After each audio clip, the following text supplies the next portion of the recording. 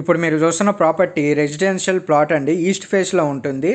Location Vijayawada Poranki Eluru రోడ్డుకి దగ్గరగా ఉంటుందండి ఈ ప్రాపర్టీ అనేది. ప్లాట్ ఏరియా 186 స్క్వేర్ యార్డ్స్ అండి. మెజర్మెంట్స్ 33 ఫీట్ ఉంటుంది. విడ్త్ వచ్చి లెంత్ వచ్చి 51 ఫీట్స్ ఉంటుంది.